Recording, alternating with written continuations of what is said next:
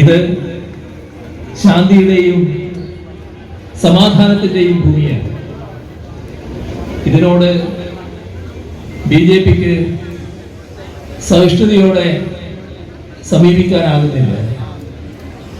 എങ്ങനെയും ഈ നില തകർക്കണം എന്നവരാഗ്രഹിക്കുന്നു.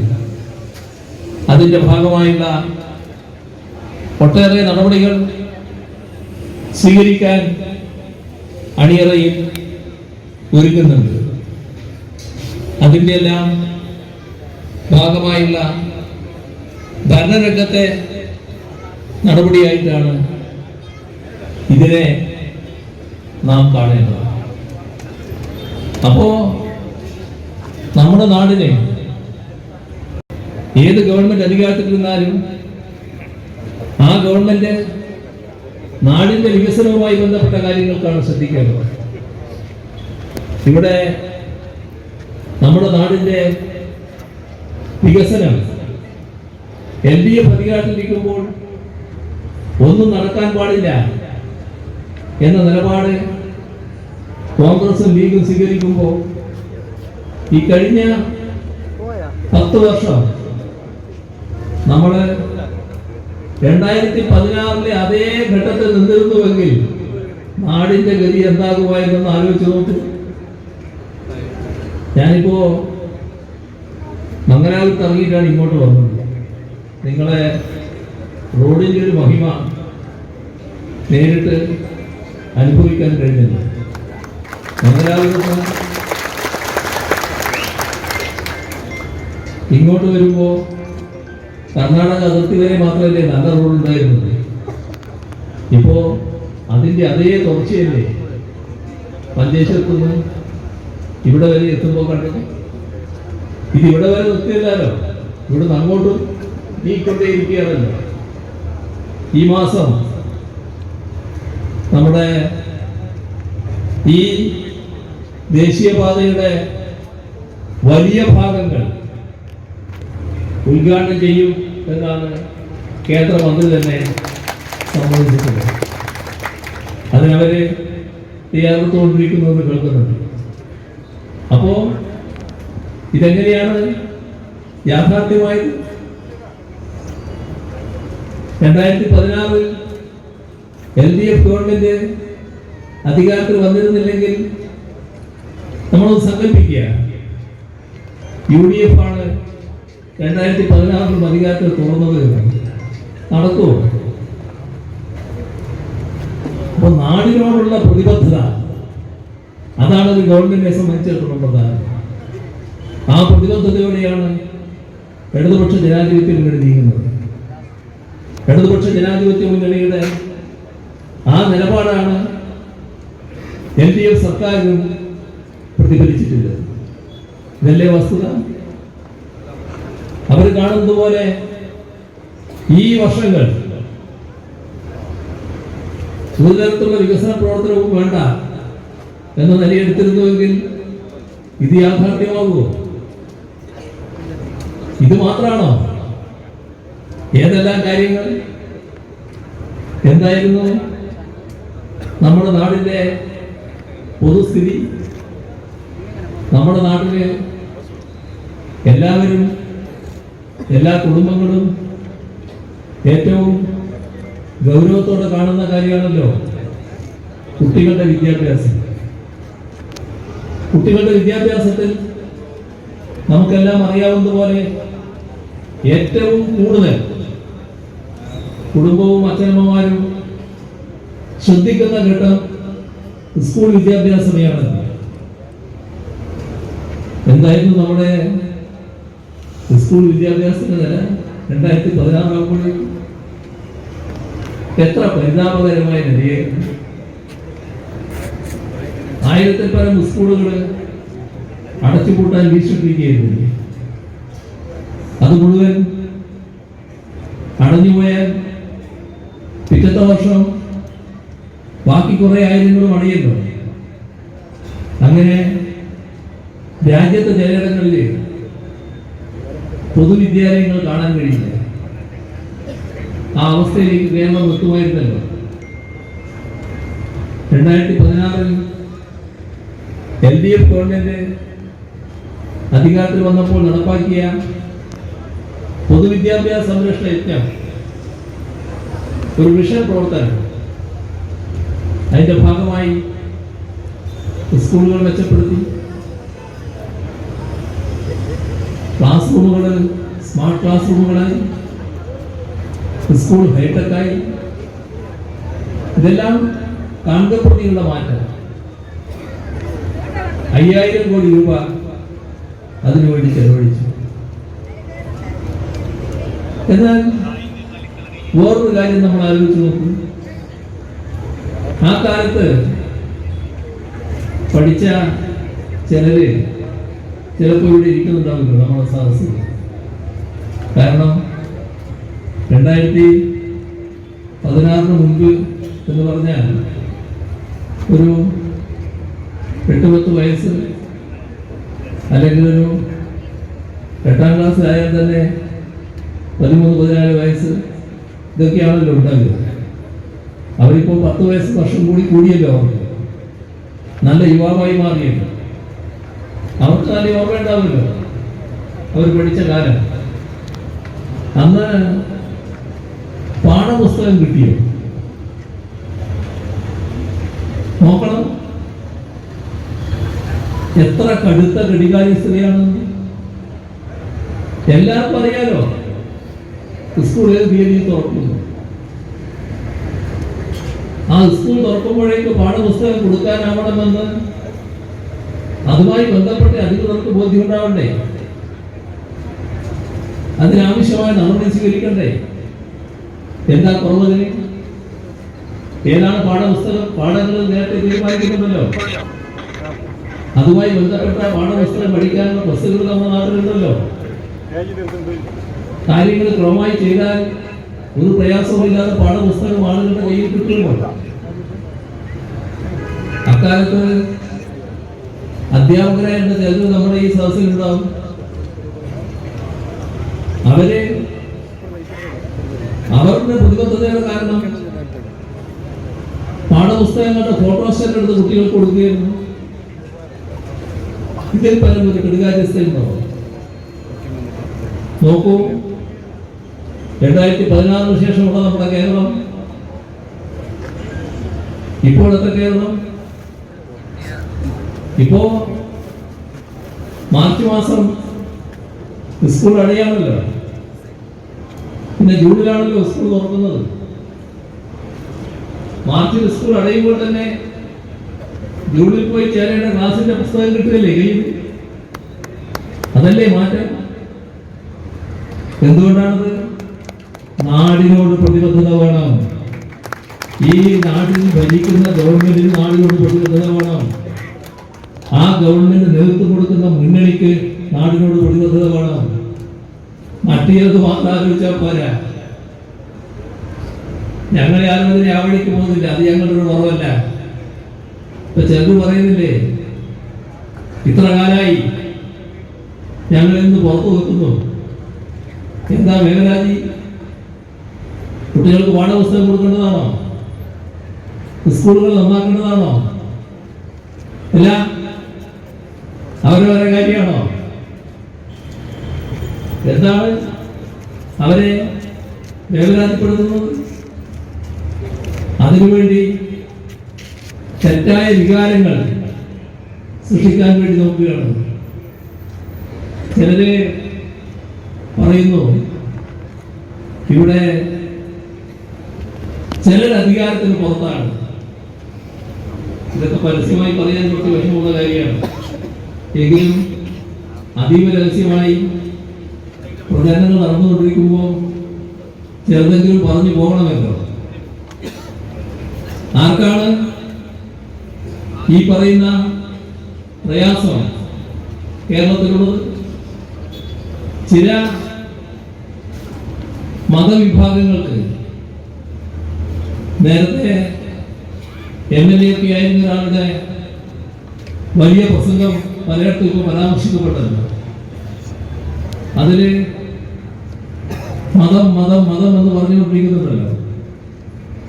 രാഷ്ട്രീയ പാർട്ടിയാണെങ്കിലും മതവികാരം ഇളക്കി വിടാനാണല്ലോ നോക്കുന്നത്. അവര് അധികാരത്തിന് പുറത്താണ്. അധികാരത്തിന് പുറത്ത് ഞങ്ങൾ നിർത്തിയതല്ല, നമ്മുടെ ഓരോരുത്തരുടെയും ചെയ്തിയാണ് ജനങ്ങൾ വിലയിരുത്തുന്നത്. ജനങ്ങൾ ശരിയായ വിധികർത്താക്കളാണ്. അതിന്റെ ഭാഗമായി നിങ്ങളെ സഹിക്കാനാകില്ല എന്ന് കണ്ട് മാറ്റി നിർത്തിയതാണ്.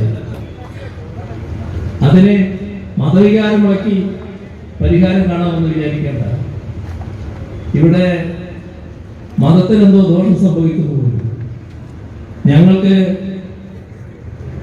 അല്പം തല ഉയർത്തി തന്നെ പറയാൻ കഴിയും, എല്ലാ മതസ്ഥർക്കും, ഏതെങ്കിലും മതത്തിൽ വിശ്വസിക്കാതിരിക്കുന്നുണ്ടെങ്കിൽ അവർക്കും, ഈ മണ്ണിൽ ജീവിക്കുന്ന സകലമാന പേർക്കും ഒരേപോലെ എല്ലാവിധ കാര്യങ്ങളും ചെയ്ത ഒരു സർക്കാരാണ് കേരളത്തിൽ അധികാരത്തിലിരിക്കുന്നത്. അല്ല, ഏതെങ്കിലും ഉദാഹരണം എടുത്ത് പറയാൻ പറ്റുമോ? സ്കൂളിന്റെ അഭിവൃദ്ധി ആരെയാണ് സഹായിക്കുന്നത്? നമ്മുടെ നാട്ടിലെ സാധാരണക്കാരെയല്ലേ, പാവപ്പെട്ടവരെയല്ലേ? പൊതുവിദ്യാലയങ്ങൾ അഭിവൃദ്ധിപ്പെടണമെന്ന് ചിന്തിക്കുന്ന നാടിന്റെ നല്ലൊരു ഭാഗം ജനങ്ങളല്ലേ? അവരെല്ലാം വ്യത്യസ്ത മതവിഭാഗങ്ങളിലും ജാതി വിഭാഗങ്ങളിലും പെട്ടവരായിരിക്കുമല്ലോ. അവർക്കെല്ലാം ആനുകൂല്യം ലഭിക്കല്ലേ? ഇതിൻ്റെതായ ആനുകൂല്യം ഒരു ഭേദചിന്തയുമില്ലാതെ അവരെല്ലാം പറ്റുകയല്ലേ? നമ്മുടെ ആരോഗ്യരംഗം 2016 ആരോഗ്യരംഗം ആലോചിച്ചു നോക്കി, എന്തൊരു ഗതികേടായിരിക്കും. കേരളത്തിന്റെ ആരോഗ്യരംഗം പ്രശസ്തമായിരുന്നല്ലോ, അതല്ലേ തകർത്ത് കളഞ്ഞിരുന്നത്. ആ തകർന്നിടത്തുനിന്ന് ഇനി ഉയർന്നു വരുമോ എന്ന ആശങ്കയിലായിരുന്നല്ലോ എല്ലാവരും ഉണ്ടായിരുന്നത്. എന്തായി? കേരളം ആർദ്രം മിഷൻ എന്നൊരു മിഷൻ പ്രവർത്തനം ആരംഭിച്ചു. നമ്മുടെ ആരോഗ്യരംഗത്തെ സമ്പൂർണമായി കരുത്തുറ്റതാക്കാനുള്ള നടപടികളാണ് സ്വീകരിച്ചത്.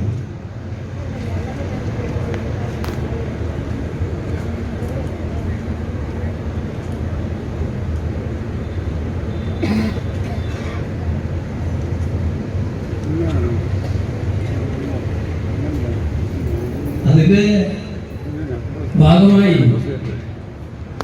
സംഭവിച്ച കാര്യം ഞാൻ അതിന്റെ വിശദാംശങ്ങളിലേക്ക് ഞാൻ പോകുന്നില്ല, ഞാനത് ഓർമ്മിപ്പിക്കുക മാത്രമേ ചെയ്യുന്നുള്ളൂ. നമ്മുടെ പ്രാഥമിക ആരോഗ്യ കേന്ദ്രങ്ങള് കുടുംബാരോഗ്യ കേന്ദ്രങ്ങളായപ്പോ ചിലര് എന്താ വന്ന മാറ്റം, ചിലരെന്തല്ല പറയുന്നത്. ഒരു തവണ ഒരു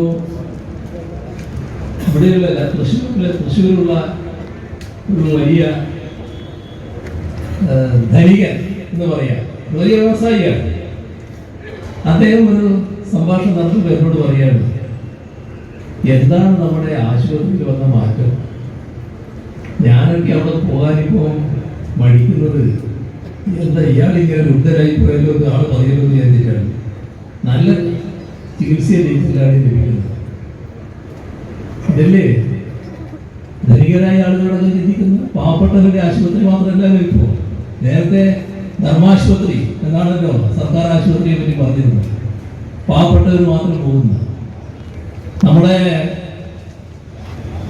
കുടുംബാരോഗ്യ കേന്ദ്രങ്ങളിൽ വൈകുന്നേരം വരെ അത് പ്രവർത്തിക്കുകയാണല്ലോ. അപ്പോൾ വലിയ വില പിടിച്ച കാറുകളിൽ അവിടെ എത്തുന്ന ഒരുപാട് രോഗികളെ കാണുന്നുണ്ടോ? മാറ്റല്ലേ? താലൂക്ക് ആശുപത്രി മുതൽ മെഡിക്കൽ കോളേജ് ആശുപത്രി വരെ വിവിധ സൂപ്പർ സ്പെഷ്യാലിറ്റി സൗകര്യങ്ങളല്ലേ? ഇപ്പോ നമ്മുടെ വേദിയിലില്ല.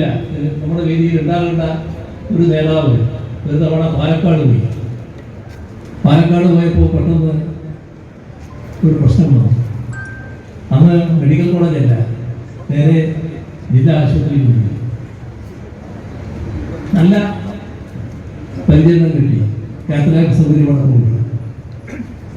ഇതെല്ലാന്റെ ലോകത്തെ ഏറ്റവും സമ്പൽ സമൃദ്ധമായ രാഷ്ട്രമാണല്ലോ അമേരിക്ക. അമേരിക്കയിലെ നവജാത ശിശു മരണ നിരക്ക് എത്രയാണെന്ന് നോക്കണം. അത് 5.6. അതായത് അമേരിക്കയെ ഇക്കാര്യത്തിൽ കവച്ചു വെക്കാൻ നമ്മുടെ കൊച്ചു കേരളത്തിന് കഴിഞ്ഞിരിക്കും.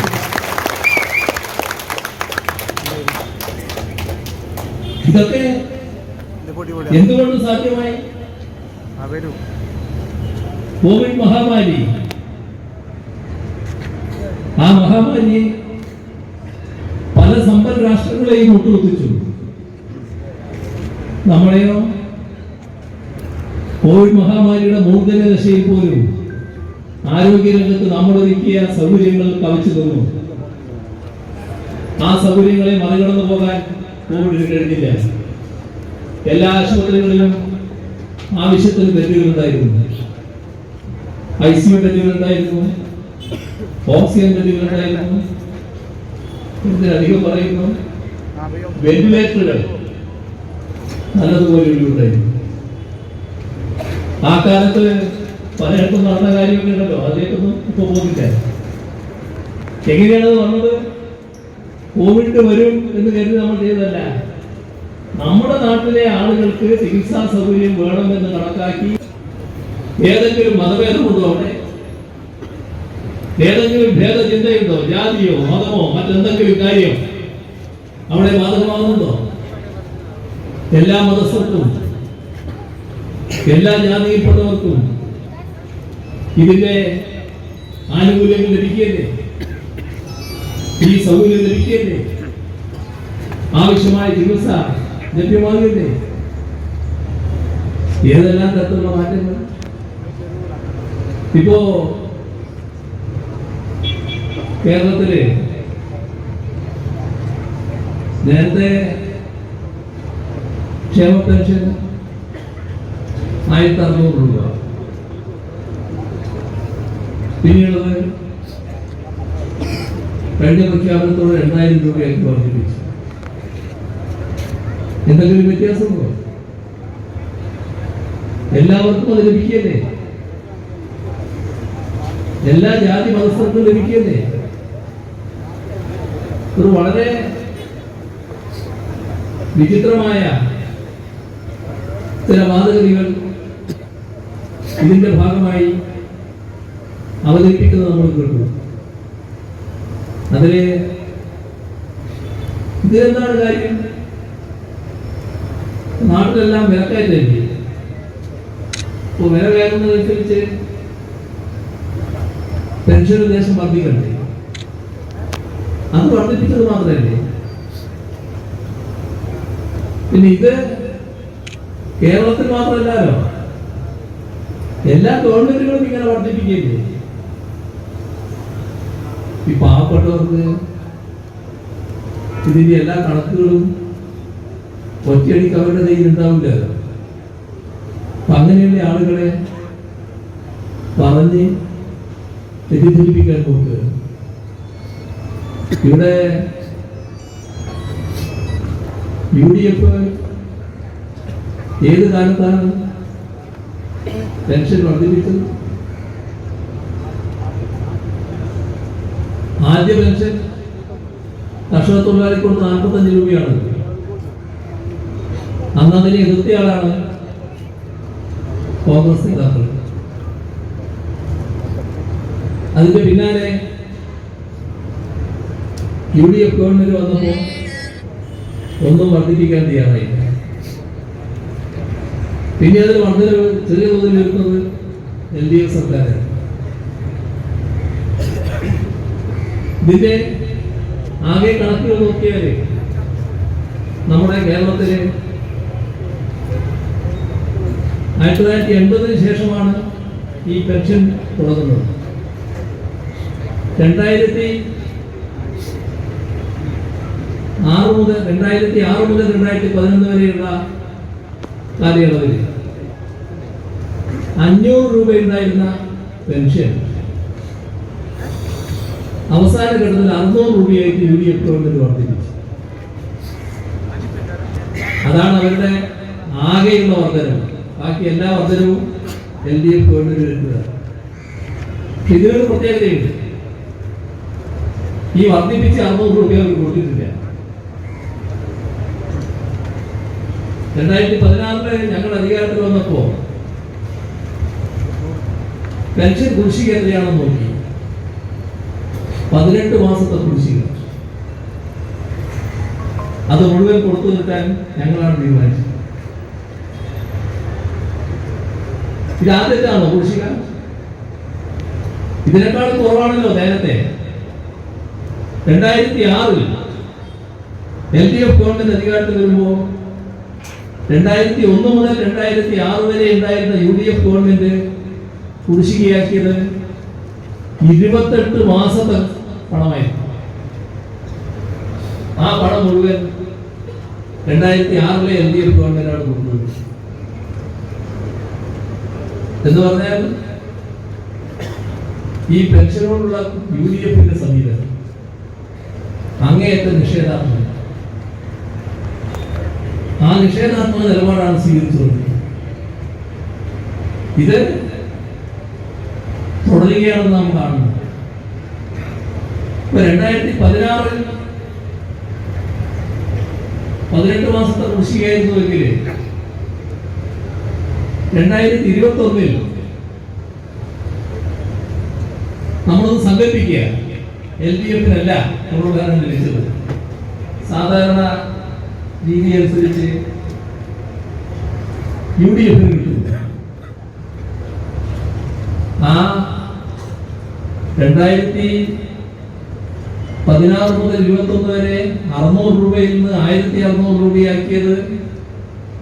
ആ 1600 രൂപ പെൻഷൻ കൃത്യമായി കൊടുക്കുന്ന നില UDF സ്വീകരിക്കുമായിരുന്നോ?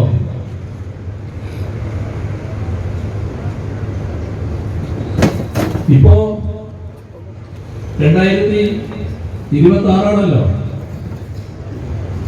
26 ആകുമ്പോഴേക്ക് ഇപ്പൊ അവരായിരുന്നുവെങ്കിൽ എത്ര മാസത്തെ കുടിശ്ശിക ഉണ്ടാകുമായിരുന്നു? ഈ പറയുന്നവര് ആ പണം കൊടുക്കാൻ ആത്മാർത്ഥത കാണിക്കുമായിരുന്നോ? അപ്പോ LDF ആയതുകൊണ്ടാണ് 1600 കൃത്യമായി കൊടുക്കുകയും അതിൽ നിന്ന് വർദ്ധിപ്പിച്ച് 2000 ആക്കുകയും ആ 2000 കൃത്യമായി കൊടുത്തുകൊണ്ടിരിക്കുകയും ചെയ്യുന്നു. അത് ഏതെങ്കിലും പ്രത്യേക മതവിഭാഗക്കാർക്കാണോ? എല്ലാവർക്കുമല്ലേ? എല്ലാവർക്കും അർഹതയുള്ളവർക്കെല്ലാം അത് ലഭിക്കുകയല്ലേ? എല്ലാ വിഭാഗക്കാരും അതിൽ പെടുമല്ലോ. ഇപ്പോ 35 വയസ്സ് കഴിഞ്ഞ നമ്മുടെ വനിതകൾ സ്ത്രീ സുരക്ഷാ പദ്ധതിയുടെ ഭാഗമായി പ്രഖ്യാപിച്ച മാസത്തോടുകൂടി 1000 രൂപ അതിന്റെ അപേക്ഷകൾ വലിയ തോതിൽ വന്നുകൊണ്ടിരിക്കുന്ന ഘട്ടമാണ്. 1000 രൂപ ഏതെങ്കിലും പ്രത്യേക വിഭാഗത്തിൽപ്പെട്ടവർക്കാണോ? എല്ലാ വിഭാഗത്തിൽപ്പെട്ടവർക്കല്ലേ? നമ്മുടെ ചെറുപ്പക്കാർ അതത് തരത്തിലെ കോഴ്സ് കഴിഞ്ഞ് ജോലിക്കുള്ള തയ്യാറെടുപ്പിന്റെ ഭാഗമായി ആവശ്യമായ സ്കിൽ നേടാൻ നിൽക്കുന്ന ഘട്ടം. അത്തരം ആളുകൾക്ക് 1000 രൂപ വീതം ആ ചെറുപ്പക്കാർക്ക് നൽകുന്ന ഒരു പദ്ധതി ഇപ്പോൾ പ്രഖ്യാപിച്ചിരിക്കുന്നു. എല്ലാവർക്കും ലഭിക്കുക. ഏതെങ്കിലും ഒരു പ്രത്യേക മതവിഭാഗത്തിലാണ് ഈ പറയുന്ന മതവികാരം വളർത്താൻ ശ്രമിച്ച ആ കൂട്ടർ അധികാരത്തിൽ നിന്ന കാലത്ത് ഇതുപോലെ എന്ത് നടപടി സ്വീകരിച്ചു? എന്താണ് ജനങ്ങൾക്ക് ഉപകാരം കിട്ടിയത്? അധികാരത്തിലില്ലാത്തതിന്റെ വെപ്രാളം നിങ്ങൾക്ക് കാണും. അത് വേറെ, അതിന് മറ്റു വഴിയൊന്നുമില്ല. പക്ഷേ ജനങ്ങൾ ഇതെല്ലാം കാണുന്നുണ്ടല്ലോ. നിങ്ങൾ ഇടയ്ക്ക് വിടുന്ന വികാരം എത്രമാത്രം ആപൽക്കരമായതാണെന്ന് ശ്രദ്ധിച്ചിട്ടുണ്ടോ? എന്താണ് നമ്മുടെ നാടിന്റെ ഇപ്പോഴത്തെ പ്രത്യേകത? കഴിഞ്ഞ 10 വർഷം നമ്മുടെ നാട് ശാന്തിയും സമാധാനവും നിലകൊള്ളുന്നില്ലേ? എന്തൊരു ശാന്തമായി ജീവിതം നയിക്കാൻ പറ്റുന്ന നാടായി നമ്മുടെ നാട് മാറി. ഈ 10 വർഷം ഏതെങ്കിലും തരത്തിലുള്ള വർഗീയ കലാപം ഉണ്ടായോ? നമ്മുടെ നാട്ടിലെ വർഗീയ കലാപം ഉണ്ടായിട്ടില്ല, വർഗീയ സംഘർഷങ്ങൾ ഉണ്ടായിട്ടില്ല. എത്ര ആളുകളുടെ ജീവനോടെ ബലികൊടുക്കേണ്ടി വന്നിട്ടുണ്ട് വർഗീയ സംഘർഷത്തിന്റെ ഭാഗമായി. എത്ര പേർക്ക് മാരകമായ പരിക്കേറ്റിട്ടുണ്ട് വിവിധ ഘട്ടത്തിൽ. എത്ര ആളുകൾക്ക് അവരുടെ വസ്തുവകകൾ നഷ്ടപ്പെട്ടിട്ടുണ്ട്, സമ്പാദ്യം നഷ്ടപ്പെട്ടിട്ടുണ്ട്, വീടുകൾ ആക്രമിക്കപ്പെട്ടിട്ടുണ്ട്, സ്ഥാപനങ്ങൾ ആക്രമിക്കപ്പെട്ടിട്ടുണ്ട്, ആരാധനാലയങ്ങൾ ആക്രമിക്കപ്പെട്ടിട്ടുണ്ട്. എന്തെല്ലാം നടക്കാൻ പാടില്ലാത്ത കാര്യങ്ങൾ നടന്ന ഒരു നാടാണ് നമ്മുടെ കേരളം. അതിനെല്ലാം പൂർണ്ണവിരാമമായില്ലേ ഈ 10 വർഷം? ഏതെങ്കിലും ഒരു പ്രത്യേക അനിഷ്ട സംഭവം വർഗീയ സംഘർഷത്തിന്റെ, വർഗീയ കലാപത്തിന്റെ ഭാഗമായി ഉണ്ടായോ? അതല്ലേ കാണേണ്ടത്. എന്തുകൊണ്ടാണ്? നമ്മുടെ സമൂഹത്തിന്റെ പ്രത്യേകതയുണ്ട്, അത് നിഷേധിക്കേണ്ടതില്ല. ഞാൻ അതോടൊപ്പം വർഗീയ സംഘർഷം ഉണ്ടായോ, കർക്കശമായ നടപടിയുണ്ടാവും. ഒരു വിട്ടുവീഴ്ചയുമില്ലാതെ വർഗീയ ശക്തികളെ നേരിടും. തല പൊക്കുമ്പോൾ തന്നെ അതിനനുവദിക്കില്ല. ഒരു വർഗീയതയുമായി ചാരി നിൽക്കില്ല, ഒരു വർഗീയതയും സംരക്ഷിക്കില്ല. എല്ലാ വർഗീയതയും നാടിനാമത്താണ് എന്ന് കണ്ടുകൊണ്ടുള്ള നിലപാടാണ്. അതല്ലേ ശാന്തിയും സമാധാനവും ഉണ്ടാകാൻ കാരണം? ഇത് ആർക്കെങ്കിലും നിഷേധിക്കാൻ കഴിയുന്ന കാര്യമാണോ? നമ്മുടെ നാടിന്റെ അനുഭവമല്ലേ, ജനങ്ങളുടെ അനുഭവമല്ലേ? ഞാൻ കഴിഞ്ഞ ദിവസം അസംബ്ലിയിൽ ഒരു കാര്യം പറഞ്ഞു. ഒരു ചർച്ച നടന്നുകൊണ്ടിരിക്കുമ്പോൾ പ്രതിപക്ഷത്തോട് തന്നെ പറഞ്ഞതിലേക്ക് എൻ്റെ അടുത്ത് വ്യവസായ മന്ത്രി ഒരു വ്യവസായിയെ കൂട്ടി വന്നു. അദ്ദേഹത്തിന് ഒരു ചെറിയ സ്ഥാപനം തുടങ്ങണം. ചെറുതല്ല കേട്ടോ. എത്രയാണെന്നറിയോ? 3 ലക്ഷം കോടിയിൽ പരം രൂപ മുതൽ മുടക്കുന്ന സ്ഥാപനമാണ്. സ്വാഭാവികമായി ഞാനും നമ്പരുന്നു. ഇത് കേൾക്കുന്ന തുക ചെറുതൊന്നുമല്ലല്ലോ, 3 ലക്ഷം കോടിയിൽ പരം. ഞാൻ ചോദിച്ചു, നിങ്ങള് എന്താണ് കേരളം തിരഞ്ഞെടുക്കാൻ കാരണം? അദ്ദേഹം കേരളീയനല്ല, ഇന്ത്യക്കാരനാണ്. അപ്പൊ അദ്ദേഹം പറയാണ്, ഇവിടെയാണ് ഏറ്റവും കമ്മ്യൂണൽ പ്രശ്നം ഇല്ലാത്തൊരു സംസ്ഥാനം, ശാന്തമായ ഒരു സംസ്ഥാനം. ഇവിടെ സ്ഥിരതയുണ്ട്, ഞങ്ങൾക്കൊരാശങ്കയും ഇല്ലാതെ മുതൽ മുടക്കാം. അതുകൊണ്ടാണ് ഞങ്ങൾ ഇങ്ങോട്ട് വന്നത്. ഇതാണ് കേരളം, ഇതാണ് കേരളത്തെ കുറിച്ച് നമ്മുടെ രാജ്യം കാണുന്നത്. എന്തുകൊണ്ടുണ്ടായത്? അവിടെയാണ് ഞാൻ നേരത്തെ പറഞ്ഞ സമീപനം, വർഗീയതയോട് വിട്ടുവീഴ്ചയില്ലാത്ത സമീപനം. അത് ആലോചിച്ചാൽ മതി, നിങ്ങൾ ജനങ്ങൾ ആലോചിച്ചാൽ മതി. ഞങ്ങൾക്കല്ലാതെ മറ്റേതെങ്കിലും ഒരു കൂട്ടർക്ക് ഇന്ന് കേരളത്തിൽ ഇത്തരമൊരു നിലപാട് സ്വീകരിക്കാൻ കഴിയുമോ? നമ്മുടെ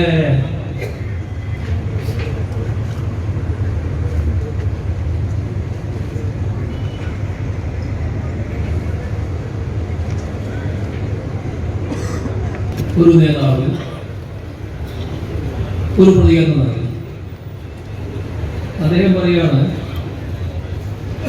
ഞങ്ങളും ബി ജെ പിയും യു ഡി എഫും തമ്മിലാണ് കേരളത്തിൽ മത്സരം. ഉടനെ മുൻ KPCC ഭാരവാഹി ചാഴികോടി അദ്ദേഹവും പറഞ്ഞു, ഞങ്ങളും BJP തമ്മിലാണ് മത്സരം. വേറെ സംശയമൊന്നും വേണ്ട, എന്തൊക്കെ സംഭവിച്ചു പോയെന്നുള്ള സംശയം വേണ്ട. ഇത് ബോധപൂർവമാണ്, അറിയാതെയുള്ളതല്ല. രണ്ടു കൂട്ടരും ജനങ്ങളെ കബളിപ്പിക്കാൻ നോക്കുകയാണ്.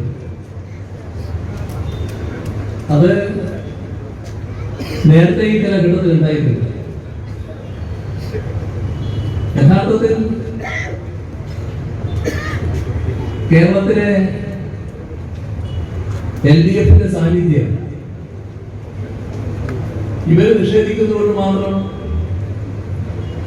ഇല്ലാതാവും. നമ്മുടെ കഴിഞ്ഞ 10 വർഷക്കാലമായി അധികാരത്തിൽ തുടരുന്ന ഒരു മുന്നണി കേരളത്തിലേ ഇല്ല എന്നൊരു ചിത്രമാണ് ഈ രണ്ടു കൂട്ടം അവതരിപ്പിക്കാൻ പോകുന്നത്. ഇതിലൊരു മാനസിക പൊരുത്തവും, ആ മാനസിക പൊരുത്തത്തിന്റെ വേറൊരു ഭാഗം നാം കാണുന്നു. നമ്മുടെ രാജ്യത്ത് BJP ഉയർത്തുന്ന ആപത്തിനെതിരെ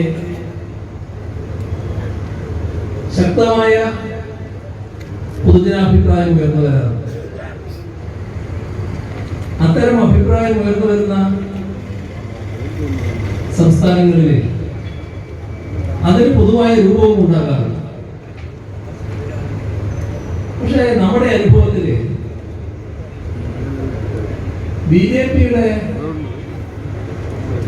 ഒരു B ടീമായി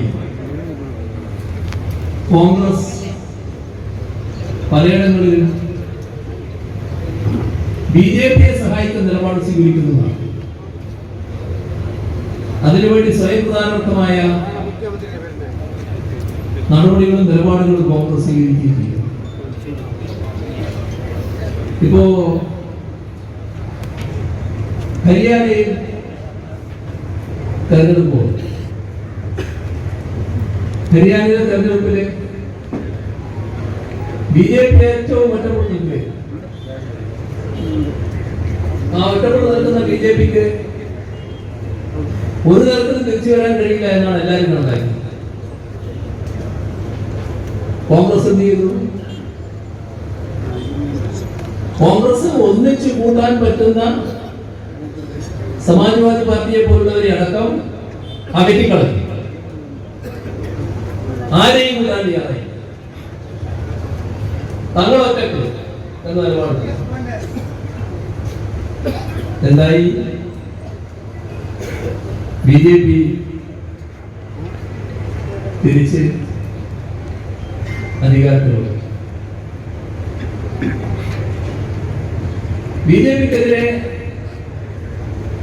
ശക്തമായ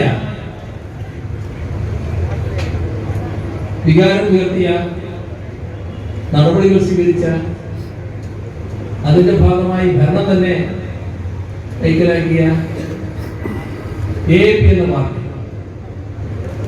കേജ്രിവാളിന്റെ നേതൃത്വം. ഇപ്പൊ BJP സ്വാഭാവികമായിട്ട് കേജ്രിവാളിനെ വിളിച്ചു. BJPയുടെ കേന്ദ്ര ഗവൺമെന്റ് ഏജൻസികൾ ഉപയോഗിക്കാൻ തുടങ്ങി. അവരുടെ മന്ത്രിസഭയിൽ ഒരു പ്രധാനിയെ അറസ്റ്റ് ചെയ്തു.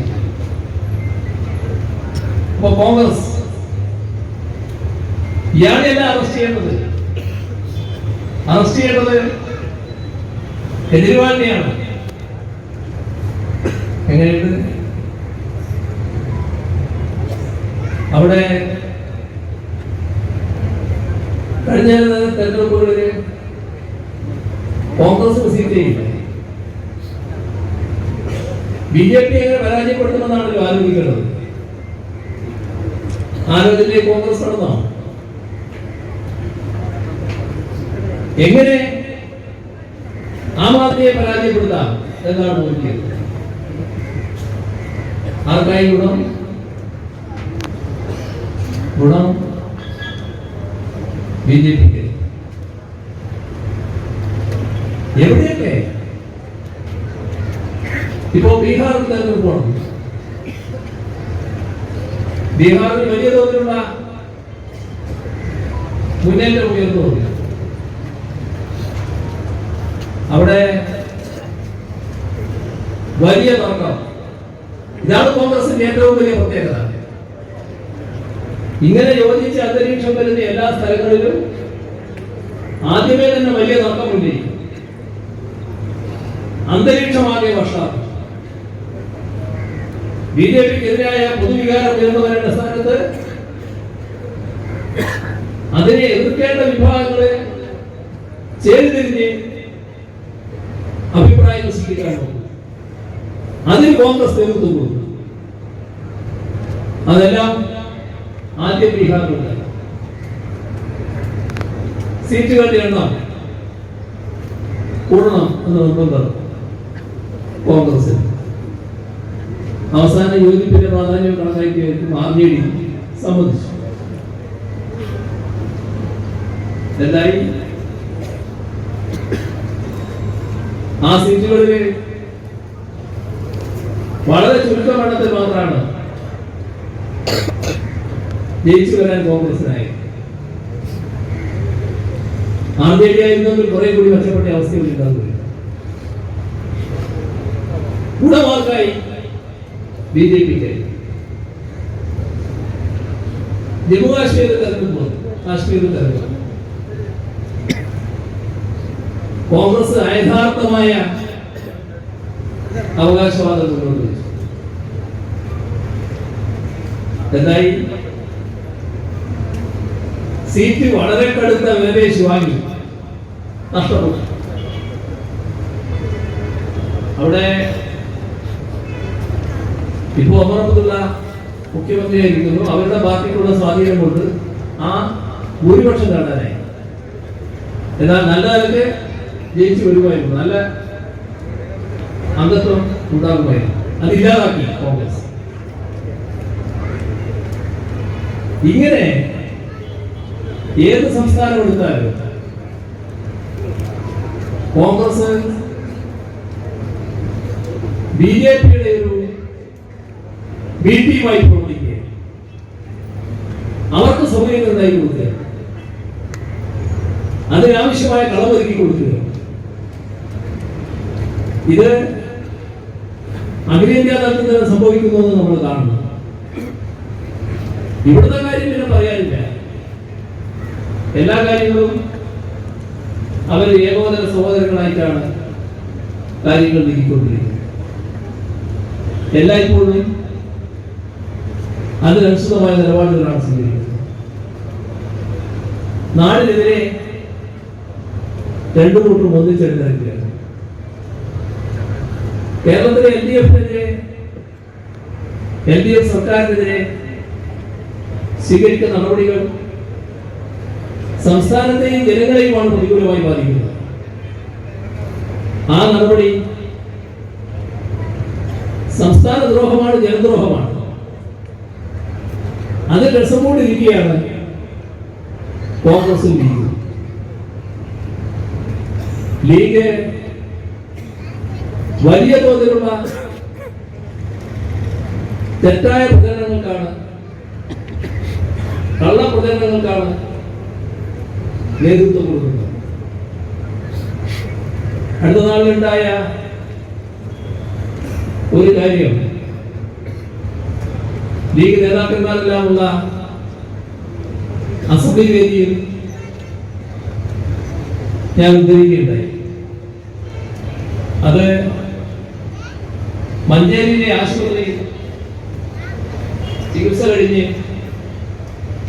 കൊണ്ടോട്ടിയിലെ വീട്ടിലേക്ക് പോകുന്ന ഒരു സ്ത്രീയുമായി ബന്ധപ്പെട്ട സംഭവമാണ്. അവരെ ബസ് സ്റ്റാൻഡിൽ വന്ന് ബസ് കയറാൻ നോക്കുമ്പോൾ ബസ്സിലെ കണ്ടക്ടർ കോഴിക്കോടേക്കൊണ്ട് വരെ ആദ്യം കയറ്റി. അപ്പൊ അടുത്തിരിക്കുന്ന ഒരു സ്ത്രീ, അവിടെ നിൽക്കുന്ന സ്ത്രീ അവിടുത്തെ പൊതുകാര്യ പ്രസക്തിയാണ്. അവരത് ഇടപെട്ടു. ഇത് ശരിയല്ല, അവരാശുപത്രിയിൽ നിന്നൊക്കെ വരുന്നതാണ്, നിങ്ങൾ അവരെ കയറണം എന്നൊക്കെ പറഞ്ഞപ്പോൾ അവർ കയറാൻ തയ്യാറായി. ഇവരും ആ ബസ്സിൽ യാത്ര ചെയ്യുന്നു. രണ്ടാളും ഒരു സീറ്റിലാണ് ഇരുന്നത്. അപ്പോ ചോദിച്ചു, എന്താ ഇവിടെയായിരുന്നു? ആശുപത്രിയിൽ പോയതാണ്, ഓപ്പറേഷൻ കഴിഞ്ഞു. എങ്ങനെയുണ്ട് ആശുപത്രി? നല്ല ചികിത്സയാണ്, നല്ല കാര്യങ്ങളൊക്കെയാണ്. ഭക്ഷണമൊക്കെ ആ ഭക്ഷണം ചിലത് കുറച്ചിട്ട് നല്ല ഭക്ഷണമാണ്, നല്ല വർത്തമാനമൊക്കെ പറഞ്ഞു. അപ്പോൾ അവരെ വീട്ടിലെ കാര്യങ്ങൾ അന്വേഷിച്ചു. അപ്പോൾ അവർക്ക് പെൻഷനുണ്ട്. പെൻഷൻ നേരത്തെ 1600 രൂപയായിരുന്നു, ഇപ്പൊ 2000 രൂപയായിരുന്നു. അപ്പോ അതെങ്ങനെ വർദ്ധിച്ചതെന്നറിയോ? അതറിയില്ലേ എന്താ ഇവരുടെ ചിരിയിൽ ആര്? ഈ ഓപ്പറേഷൻ കഴിഞ്ഞ സ്ത്രീ, ഒരു പാവപ്പെട്ട സ്ത്രീയാണ്. അതൊരു മുഖ്യമന്ത്രി നമ്മളെ സൂചിപ്പിക്കാൻ തന്നതല്ലേ. അതിനുശേഷം നമ്മളെല്ലാം ഇവിടുന്ന് പറഞ്ഞേക്കില്ലേ. അതിനല്ലേ മുഖ്യമന്ത്രി ഇപ്പോൾ SIR തുടങ്ങിയിട്ടുള്ളത്. ആ പാവപ്പെട്ട സ്ത്രീ പറയുന്നു. അപ്പൊ ഈ സ്ത്രീ ചോദിച്ചു, ഇതെവിടെ നിന്ന് നിങ്ങൾക്ക് വിവരം കിട്ടിയത്? അത് എൻ്റെ വീട്ടിൽ വന്നായിട്ട് ഞാനോട് പറഞ്ഞു. അപ്പൊ അത് ലീഗ് പ്രവർത്തകരുടെ ഭാഗത്തുള്ള മുതലാണ്. നമുക്കറിയാലോ, നമ്മുടെ നാട്ടിലെ പൗരത്വത്തിന്റെ പ്രശ്നം വന്നപ്പോ, പൗരത്വ ഭേദഗതി നിയമം വന്നപ്പോ നമ്മൾ സ്വീകരിച്ച നിലപാട് ഓർമ്മയില്ല. അതിശക്തമായ നിലപാടല്ലേ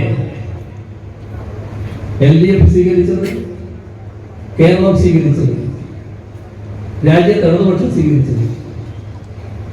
അതില് ഏതെങ്കിലും തരത്തിലുള്ള ശങ്കക്ക് അടിസ്ഥാനമുണ്ട്?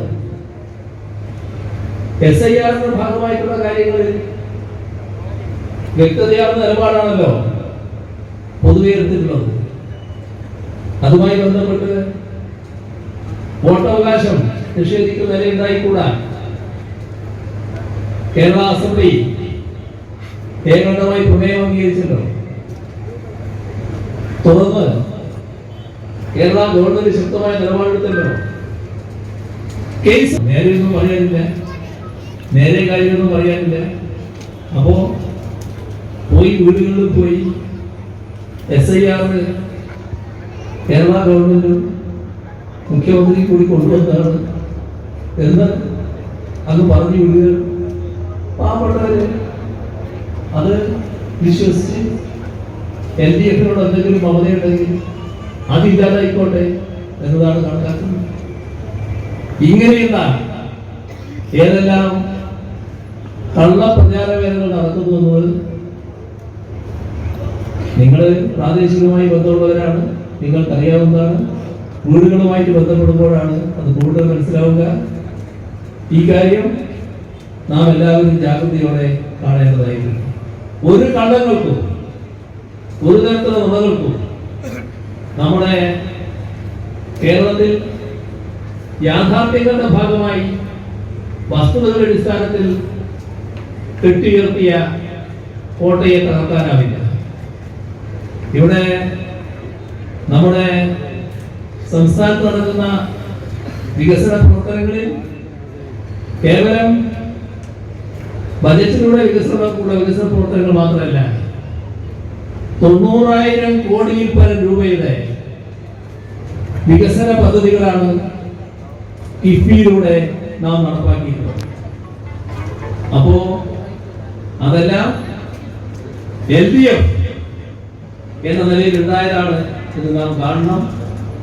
LDF ആയിരുന്നില്ല ഈ കേരളത്തിൽ ഈ കഴിഞ്ഞ 10 വർഷക്കാലമെങ്കിൽ നമ്മുടെ നാടിന് ഇത്തരത്തിൽ ഒരു പുരോഗതി ഉണ്ടാകുമായിരുന്നില്ല.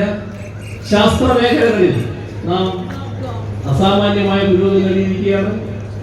ഉന്നത വിദ്യാഭ്യാസ മേഖലയിൽ അപൂർവമായ പുരോഗതി നാം നേടിയിരിക്കുന്നു. എടുത്തു പറയത്തക്ക ഒട്ടേറെ നേട്ടങ്ങൾ. എല്ലാറ്റിലേക്കും ഞാനിപ്പോൾ കടക്കുന്നില്ല, ഇപ്പോൾ തന്നെ സമയം കുറച്ച് അധികമായി പോയി. അതുകൊണ്ട് കൂടുതൽ കാര്യങ്ങളിലേക്ക് ഞാൻ കടക്കുന്നില്ല. ഈ കാര്യങ്ങൾ നാടിനോട് സംവദിക്കുക എന്നതിന്റെ ഭാഗമായാണ് ഈ ജാഥകൾ LDF സംഘടിപ്പിക്കുന്നത്. നിറഞ്ഞ സന്തോഷത്തോടെ വലിയ മാസ്റ്റർ നേതൃത്വത്തിലുള്ള ഈ ജാഥയുടെ ഔപചാരികമായ ഉദ്ഘാടനം നിർവഹിച്ചതായി അറിയിച്ചുകൊണ്ട് അവസാനിപ്പിക്കുന്നു.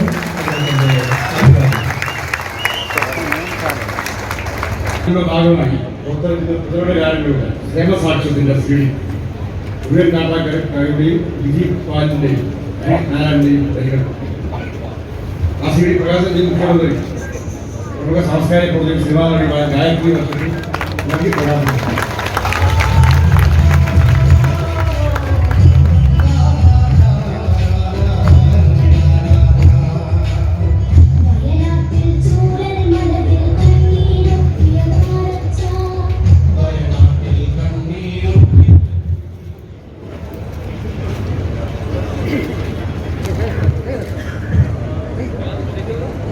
വേണ്ടി ഈ വർഷം ജാഥയുടെ വിവിധ സിപിഎമ്മിന്റെ പ്രതിനിധികളും സംസ്ഥാന സെക്രട്ടറിയായ MP ഗോവിന്ദനെ ക്ഷണിക്കുകയാണ്. അതിനും അദ്ദേഹത്തെ കാലവഴികളുണ്ട് ആർഎസ്പിയുടെ കേന്ദ്ര സഹകരിക്കുന്നത് പ്രഖ്യാപനം ചെയ്തിട്ടുണ്ട്. അദ്ദേഹം ഗോവിന്ദനെ കാലവഴി ചെയ്യും.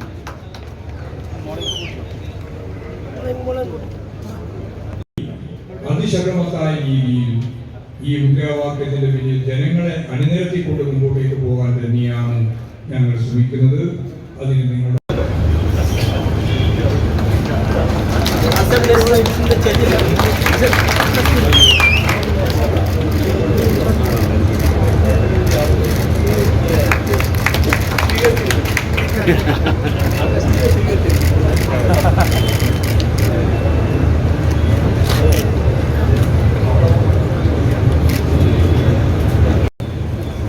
തുടർന്ന് 16-ാം തീയതിയോടുകൂടി എല്ലാ ജാഥകളും സമാപിക്കുകയാണ്. കേരളത്തെ ഒരു പുതിയ കേരളമാക്കി മാറ്റും എന്ന പ്രഖ്യാപനം തന്നെയാണ് ഇടതുപക്ഷ ജനാധിപത്യ മുന്നണി ജനങ്ങളുടെ മുമ്പിൽ വെച്ചിട്ടുള്ളത്. അതിൻ്റെ വിവിധ വശങ്ങളെ സംബന്ധിച്ചാണ് ഇവിടെ ഇപ്പോൾ ബഹുമാന്യരായ ഉദ്ഘാടകൻ കൺകാര്യങ്ങളോട് സംസാരിച്ചു. ഈ ജാഥയിൽ ഞങ്ങൾ മുന്നോട്ടേക്ക് വെക്കുന്ന 2-3 പ്രധാനപ്പെട്ട മർമ്മപ്രധാനമായ കാര്യങ്ങളുണ്ട്. ഒന്ന്, ഈ കേരളം കഴിഞ്ഞ 10 വർഷക്കാലമായി രാജ്യത്തിന് മാതൃകയായ ഒരു സംസ്ഥാനമായിട്ട് വേറിട്ട് നിൽക്കുകയാണ്. ഈ വേറിട്ട് നിൽക്കുന്ന കേരളത്തെ ഇനിയും അങ്ങോട്ട് മതനിരപേക്ഷതയ്ക്ക് വേണ്ടി ഫലപ്രദമായിട്ട് അതേ രീതിയിൽ മുന്നോട്ടേക്ക് നയിക്കും എന്ന പ്രഖ്യാപനമാണ് ഈ ജാഥയിലെ ഒന്നാമത്തെ കാര്യം. മതനിരപേക്ഷതയ്ക്ക് വേണ്ടിയുള്ള പോരാട്ടത്തിൽ ഇന്ത്യയിൽ ഇടതുപക്ഷമാണ് അതിൻ്റെ ഏറ്റവും പ്രധാനപ്പെട്ട ചാമ്പ്യൻ. അതുകൊണ്ട് CPIM-ഉം ഇടതുപക്ഷ ജനാധിപത്യ മുന്നണിയും ചേർന്ന് ഇന്ത്യയിലുള്ള ജനാധിപത്യ മുന്നണിയുടെ പ്രതിനിധികളായ നേതാക്കളെ, സഹോദരന്മാരെ, സുഹൃത്തുക്കളെ, വളരെയേറെ പ്രാധാന്യമുള്ള ഒരു രാഷ്ട്രീയ പശ്ചാത്തലത്തിലാണ് ഞങ്ങൾ ഈ ജാഥയുടെ ഉദ്ദേശ ലക്ഷ്യങ്ങളെല്ലാം വിശദമായി നിങ്ങളോട് സംസാരിക്കാം. നമുക്ക് ഏവർക്കും